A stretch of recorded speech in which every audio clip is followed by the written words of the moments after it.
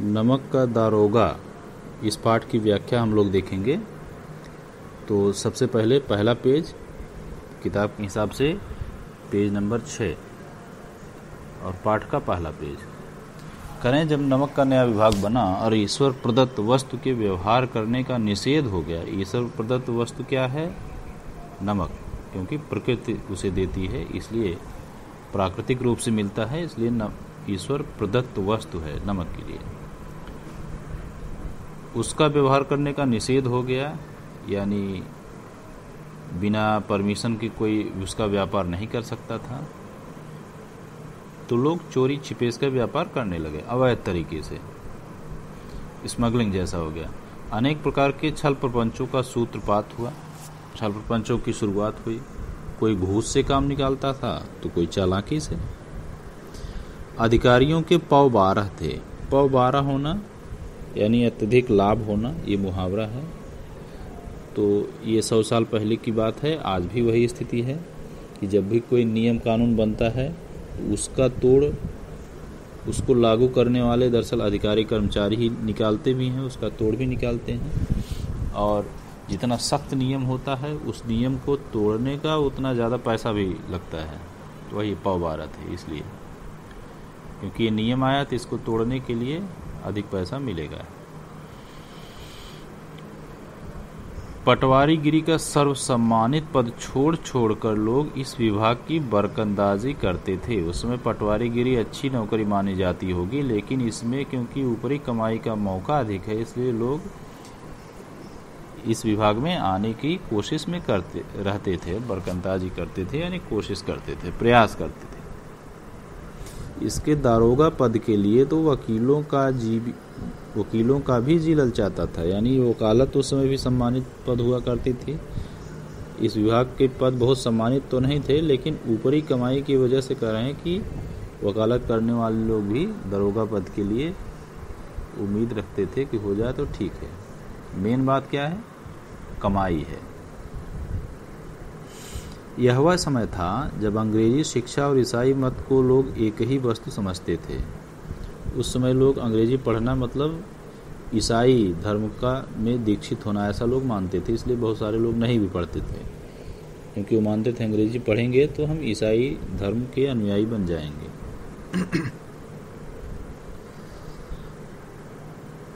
फारसी का प्राबल्य था। फारसी भाषा की प्राबल्य मतलब बहुलता, अधिकता। फारसी भाषा लोग ज़्यादा पढ़ते थे उस समय, क्योंकि सर्वसम्मत था, लोग अपना मानते थे उसे। मुगलों के समय से चला आ रहा था, इसलिए लोग अपना मानते थे। प्रेम की गाथाएं, उस समय जो गाथाएं चलती रही होंगी, और श्रृंगार रस के काव्य पढ़कर फारसी दां लोग सर्वोच्च पदों पर नियुक्त हो जाया करते थे। यानी उस समय जो गाथाएं कथाएं चलती थी, पाठ्य पुस्तकें चलती रही होंगी, उनकी बात कर रहे हैं। प्रेम की गाथाएं होती थीं, श्रृंगार रस के काव्य होते थे। फारसी दां यानी फारसी पढ़ने वाले लोग, फारसी दां यानी फारसी का ज्ञान रखने वाले को फारसी दां कहा गया है, सर्वोच्च पदों पर नियुक्त होते थे उस समय। यानी जो फारसी पढ़ लिया वो बहुत पढ़ा लिखा माना जाता था। अब यहाँ पहले पात्र आते हैं। मुंशी वंशीधर भी जुलेखा की विरह कथा समाप्त करके, जुलेखा एक कथा है, प्रेम कथा है, उसको इन्होंने पढ़ा है, विरह कथा, क्योंकि उसमें बिछड़ने का दर्द है। मजनू और फरहाद के प्रेम वृत्तांत को, नल नील की लड़ाई, ये सब कथाएं हैं उन्होंने जो पढ़ा था वंशीधर ने। मजनू की, लैला मजनू, सीरी फरहाद, जुलेखा, नल नील का लड़ाई। अमेरिका के आविष्कार से अधिक महत्व की बातें समझते हुए रोजगार की खोज में निकले। यानी मुंशी वंशीधर भी उस समय क्या वैज्ञानिक खोज चल रही है उसको ज़्यादा महत्व नहीं दिया है पढ़ाई में, बल्कि पारंपरिक तौर से जो पढ़ाई चल रही थी उसी को पढ़ा है, इन प्रेम कथाओं को। एक पढ़े लिखे व्यक्ति बन गए हैं। अब रोजगार की खोज में निकले हैं। करें उनके पिता एक अनुभवी पुरुष थे, पिता हैं, बड़े बुजुर्ग हैं। समझाने लगे, बेटा घर की दुर्दशा देख रहे हो, ऋण के बोझ से दबे हुए हैं। ऋण यानी उधार बहुत ज़्यादा ले लिया होगा, कर्ज ले लिया है तो उसके बोझ से दबे हुए हैं। लड़कियां हैं वह घास फूस की तरफ बढ़ती जाती हैं। लड़कियों का घास फूस की तरफ बढ़ते जाना, ये वाक्य ध्यान में रखना है। लड़कियों की तुलना घास फूस से की गई है। एक प्रकार से लड़कियों के प्रति असम्मान का भाव प्रकट किया गया है। दूसरी बात, उस समय लड़कियों के प्रति लोगों की क्या सोच होती थी उसको भी दिखाया गया है। कितनी हीन भावना लोग रखते थे उसको दिखाया गया है कि लड़कियां घास फूस की तरह बढ़ती जा रही हैं। वंशीधर की बहनें रही होंगी, उन्हीं के लिए कहा गया है। घास फूस से तुलना इसलिए की है क्योंकि जैसे घास फूस हम लोग होता है, हम लोग देखते हैं कि उसकी कोई विशेष देखभाल करने की ज़रूरत नहीं होती है, लेकिन फिर भी वो हरी भरी रहती है, बढ़ती जाती है। तो उसी तरीके से यहाँ लड़कियों की बात है कि उनकी कोई विशेष देखभाल नहीं की गई है, फिर भी वो बढ़ती जा रही हैं, जवान होती जा रही हैं। तो ये असम्मान का भी भाव है और ज़्यादा कुछ ध्यान न रखने की भी बात इसमें निकल के आ रही है। जैसे घास फूस का हम ध्यान नहीं रखते हैं फिर भी वो बढ़ती जाती है, वैसे लड़कियों का कह रहे हैं कि ध्यान न रखो फिर भी वो बढ़ती जा रही है, इसलिए कहा है। मैं कगारे पर का वृक्ष हो रहा हूँ, न मालूम कब गिर पड़ूं।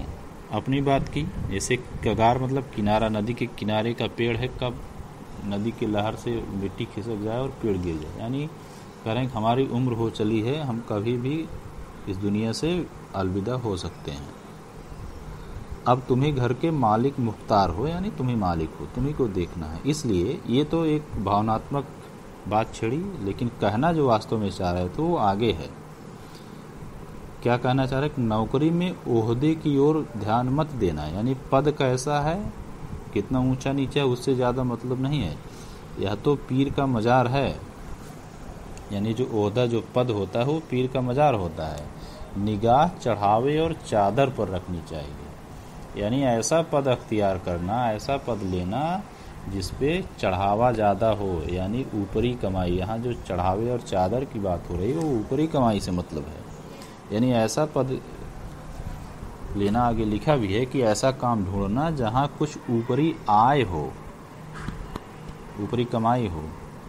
अब देखिए कैसे ऊपरी कमाई को सही साबित कर रहे हैं उसके पिता। करें निगाह चढ़ा, मासिक वेतन तो पूर्णमासी का चाँद है, यानी महीने का जो वेतन मिलता है वो पूर्णिमा का चाँद है, जो एक दिन दिखाई देता है और घटते घटते लुप्त हो जाता है। यानी पहले दिन तो पूरा वेतन मिल गया, धीरे धीरे खत्म हो जाता है।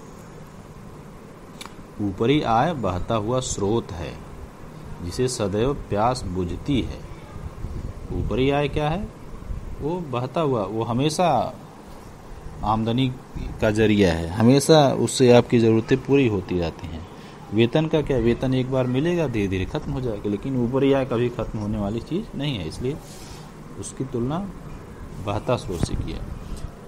आगे भी बात अपनी उसके पिताजी ऊपरी कमाई को कैसे सही सिद्ध कर रहे हैं। कह रहे हैं वेतन मनुष्य देता है, इसे में उसमें वृद्धि नहीं होती है। ऊपरी आमदनी ईश्वर देता है, इसी से उसकी बरकत होती है। यानी वेतन तो आदमी देता है इसलिए उससे कोई फायदा नहीं, लेकिन ऊपरी आमदनी कह रहे हैं ईश्वर देता है, इसलिए उससे बरकत होती है, फायदा होता है। तुम स्वयं विद्वान हो, तुम्हें क्या समझाऊं। यानी सब कुछ समझा भी दिया, उसके बाद भी कह रहे हैं कि अब तुम्हें क्या समझाओ, तुम खुद विद्वान हो। तो यहाँ पे उसके पिता, वंशीधर के पिता ऊपरी कमाई के महत्व को स्पष्ट कर रहे हैं, सिद्ध कर रहे हैं, और अनेक उसके लिए तर्क भी दे रहे हैं कि ऊपरी कमाई क्यों करनी चाहिए। तो ये हमारा पहला पेज था, और दूसरा पेज आगे हम लोग देखते हैं।